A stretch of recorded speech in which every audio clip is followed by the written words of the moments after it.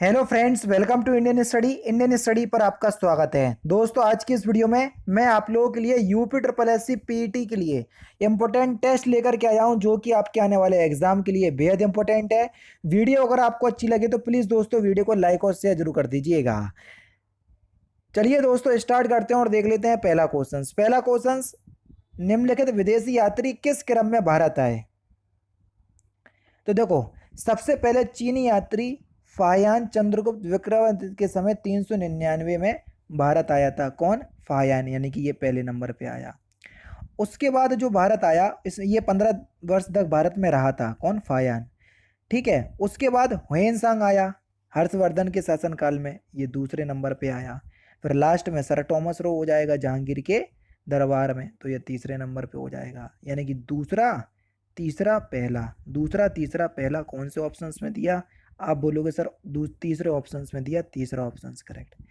विजयनगर साम्राज्य की स्थापना किसके शासनकाल में हुई? बढ़िया क्वेश्चंस, जल्दी बताओ।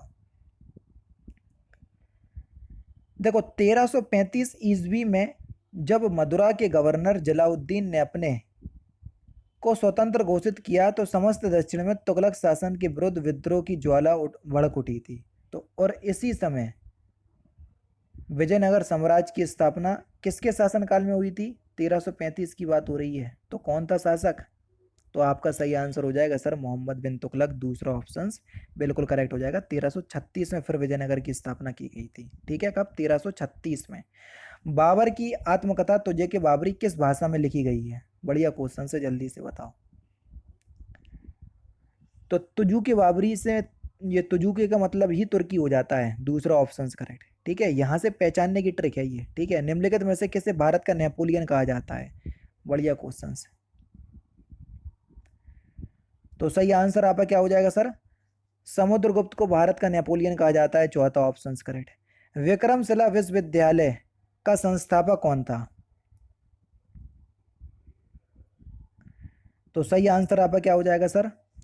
धर्मपाल, पहला ऑप्शन करेक्ट हो जाएगा। ठीक है, धर्मपाल नाम का भारत के महान शासकों में से लिया जाता है धर्मपाल का नाम। ठीक है, उसने महाधीराज की भी उपाधि धारण की थी, महाराजधीराज। ठीक है, ध्यान से। नेक्स्ट क्वेश्चन दोस्तों आपके सामने, नव बौद्धवाद के प्रतिपादक कौन है? तो सही आंसर आपका क्या हो जाएगा सर? डॉक्टर भीमराव अंबेडकर, दूसरा ऑप्शन करेक्ट। आज का जो टेस्ट है आपको थोड़ा सा मॉडरेट लेवल को देखने को मिलेगा, है ना? क्योंकि मैं चाह रहा हूं कि अगर आप मेरे से पढ़ करके पीईटी का एग्जाम देने चाह रहे हैं तो हर तरीके से प्रैक्टिस सेट की आपकी प्रैक्टिस होना चाहिए। तो इसलिए आज के क्वेश्चंस थोड़े से आपको ऐसे लगेंगे कि सर थोड़े से हार्ड लेवल के हैं। ठीक है, लेकिन अगर आप उनमें दिमाग लगाओगे तो उन सारे क्वेश्चंस का आंसर आपके सामने ही होगा।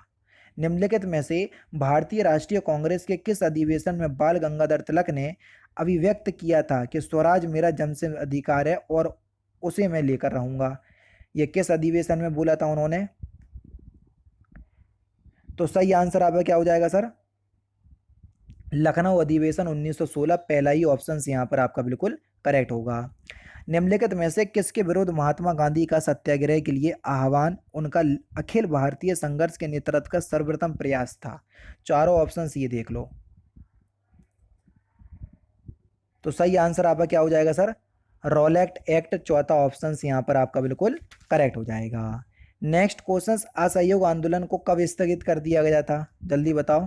चौरी चौरा घटना घटित हुई थी, उसी के कारण जो है वो स्थगित कर दिया गया था, क्योंकि आंदोलन हिंसात्मक रूप ले रहा था। और महात्मा गांधी आप सभी लोग जानते हैं अहिंसा के विरोधी थे और सॉरी हिंसा के विरोधी थे और अहिंसा के पुजारी थे।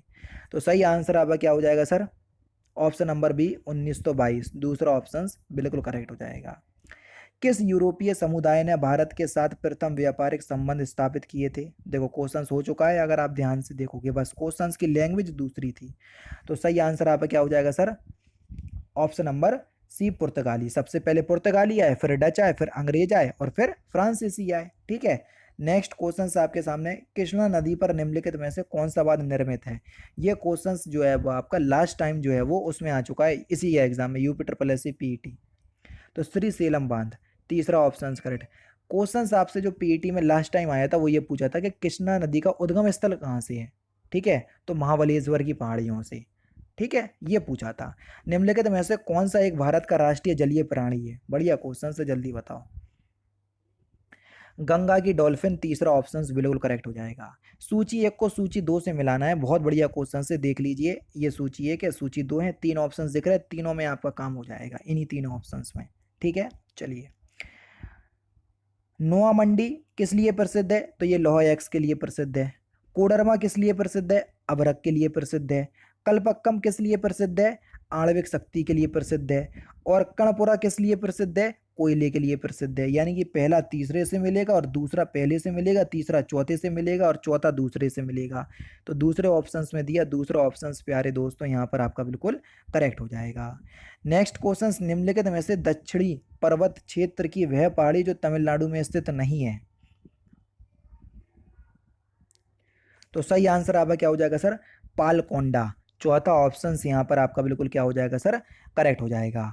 पालकोंडा जो है ये आंध्र प्रदेश में स्थित है। ठीक है, मैं बोल रहा हूँ ना कि थोड़े से हार्ड लेवल के क्वेश्चंस होंगे, तो घबराना नहीं और ना ही डरना, क्योंकि हर तरह के क्वेश्चंस की प्रैक्टिस करवा रहा हूँ मैं। ठीक है, इसलिए थोड़ा सा पेशेंस रखिएगा, क्वेश्चंस को समझ के आंसर दीजिएगा। ठीक है, चलिए। वो जो कह रहे हैं निम्नलिखित में से कौन सा इसमें सही है? ठीक है, चलिए। भारत विश्व का छठा सबसे बड़ा देश है, जल्दी बताओ। भारत जो है वो विश्व का छठा सबसे बड़ा देश है। आप बोलोगे हाँ या ना? हाँ, तो भारत विश्व का छठा सबसे बड़ा देश नहीं है, सातवां है, आप सभी लोग जानते हैं। ठीक है, संसार का लगभग 2.4% क्षेत्र भारत के अंतर्गत आता है। बिल्कुल आता है, ये बिल्कुल ठीक है। दूसरा वाला वो जो कह रहे तीसरे पॉइंट में, ये कर्क रेखा देश के बीच में से गुजरती है, जो अक्षांशीय विस्तार को दो बराबर भागों में बांटती है। बिल्कुल, ये तीसरा भी आपका बिल्कुल क्या हो जाएगा सर? करेक्ट हो जाएगा। भारत पूरी तरह से उष्णकटिबंधीय क्षेत्र में स्थित है। नहीं भैया, ये गलत है, यानी कि दो और तीन आपके सही आंसर हो जाएंगे। कौन से ऑप्शंस में दिया? तीसरे ऑप्शंस में दिया। ठीक है, चलिए। मूलहास किसे कहते हैं, ये आपसे पूछा गया है। तो भौतिक संसाधन के इस्तेमाल के दौरान होने वाली टूट फूट को मूलहास कहते हैं। दूसरा ऑप्शन करेक्ट। क्षेत्रीय ग्रामीण बैंक की स्थापना कब की गई थी? 2 अक्टूबर 1975 में की गई थी। तीसरा ऑप्शन करेक्ट। प्रधानमंत्री आवास योजना शहरी और ग्रामीण के अंतर्गत कितनी धनराशि बजट 2022-23 के लिए आवंटित की गई? 22 के क्वेश्चन और बजट से आ गए। अब देखो, 48,000 करोड़ रुपए। चौथा ऑप्शन यहाँ पर आपका बिल्कुल करेक्ट हो जाएगा। अंतर्राष्ट्रीय मुद्रा कोष की स्थापना किस वर्ष हुई थी? जुलाई 1944 में हुई थी। पहला ऑप्शन यहाँ पर आपका बिल्कुल करेक्ट हो जाएगा। संवेदी सूचकांक में कितनी कंपनियों को शामिल किया जाता है? बढ़िया क्वेश्चन, जल्दी बताओ। तो सही आंसर आपका क्या हो जाएगा सर? संवेदी सूचकांक में कितनी कंपनियों को शामिल किया जाता है? 30 कंपनियों को। और ये वो कंपनियां होती हैं जो विभिन्न औद्योगिक क्षेत्र को प्रतिनिधित्व करती हैं। ठीक है, नेक्स्ट क्वेश्चन दोस्तों आपके सामने। संसदीय स्वरूप से शासन का प्रमुख लाभ यह है कि संसदीय स्वरूप के शासन का प्रमुख लाभ यह है कि कार्यपालिका विधान पालिका के प्रति उत्तरदायी बनी रहती है। तीसरा ऑप्शन यहाँ पर आपका बिल्कुल करेक्ट होगा। निम्नलिखित में से कौन से अनुच्छेदों में उच्चतम न्यायालय का एक अभिलेख होना कहा गया है? तो सही आंसर हो जाएगा आपका आर्टिकल 129। दूसरा ऑप्शन बिल्कुल करेक्ट हो जाएगा। भारतीय संविधान के 44वें संशोधन द्वारा मौलिक अधिकार की श्रेणी से निम्नलिखित में से किसको हटाया गया? संपत्ति के अधिकार को आप सभी लोग जानते हैं, 1978 में हटाया गया। ठीक है, इसे कानूनी अधिकार में शामिल कर दिया गया अनुच्छेद 300A में। निम्नलिखित में से कौन सा संसदीय शासन प्रणाली से अविच्छिन्न तत्व है? तो सही आंसर हो जाएगा कार्यपालिका और विधायिका का संयोजन। तीसरा ऑप्शन यहाँ पर आपका बिल्कुल करेक्ट। निम्नलिखित में से किस भाग में 3 सोपानों में पंचायतें बनाने की परिकल्पना की गई? बेसिकली पंचायती राज जो है वो भारतीय संविधान के किस भाग में है? तो सही आंसर हो जाएगा आपका भाग 9 में। पहला ऑप्शन करेक्ट। वाहनों द्वारा तय की गई दूरी को मापने का यंत्र निम्नलिखित में से कौन सा है? मैं बोल तो रहा हूँ कि क्वेश्चंस थोड़ा सा रुको फिर आंसर दो, है ना, इस तरीके के हैं। क्वेश्चन हार्ड नहीं है, बस लैंग्वेज हार्ड है। ओडोमीटर, तीसरा ऑप्शन करेक्ट। निम्नलिखित में से कौन सा परमाणु प्रतिरूप प्लम पुडिंग नाम से प्रसिद्ध है? थॉमसन का परमाणु मॉडल, पहला ऑप्शन करेक्ट। जंतु जगत का सबसे बड़ा संघ कौन सा है? संघ आर्थ्रोपोडा, तीसरा ऑप्शन करेक्ट। हरित लवक में पाया जाता है राइबोसोम, थाइलेकॉइड और क्वाटासोम, उपरोक्त तो सभी पाए जाते हैं, चौथा ऑप्शन करेक्ट। नेक्स्ट क्वेश्चन, निम्नलिखित में से किस पेशियों में लैक्टिक अम्ल का जमाव होता है? तो लैक्टिक अम्ल का जो जमाव है ये ऐच्छिक पेशियों में देखने को मिलता है, पहला ऑप्शन करेक्ट। रामायण शब्द में कौन सी संधि है? बढ़िया क्वेश्चन से आसानी से बता सकते हो। रामायण का संधि विकसित करो ना, राम प्लस अयन, क्या राम प्लस अयन, यही तो होगा रामायण का संधि विकसित। राम में देखो छोटा आ, इसमें छोटा आ, दोनों मिलके बड़ा आ बनाएंगे तो क्या हो जाएगा रामायण। तो दीर्घ संधि होगी, और दीर्घ संधि जो है वो क्या हो जाएगी? स्वर संधि होती है। तो देखो कौन सी संधि हो जाएगी? दीर्घ संधि तो है ही यही। अच्छा, इसमें एक और संधि भी होगी भैया, बिल्कुल ठीक है। कैसे, मैं आपको बता दे रहा हूँ। यहाँ पर रामायण आपने पढ़ लिया, दीर्घ संधि का नियम, ठीक है। अब देखो व्यंजन संधि में क्या होता है, ना का णा हो जाता है, ये व्यंजन संधि का भी नियम है, ठीक है। तो जब अब राम प्लस अयन करोगे, राम प्लस अयन करोगे तो पूरा आप लिखोगे रामायण, तो ये ना का णा हो जाएगा, तो ये व्यंजन संधि में है। यानी कि दीर्घ संधि और व्यंजन संधि दोनों होगी, तीसरा ऑप्शन बिल्कुल करेक्ट हो जाएगा। बेसिकली अगर अलग से आपसे पूछे तो आप व्यंजन संधि आंसर लगा के आना, ठीक है, अगर अलग अलग ऑप्शंस में हो, ठीक है। इत्सित शब्द का विलोम शब्द क्या होगा?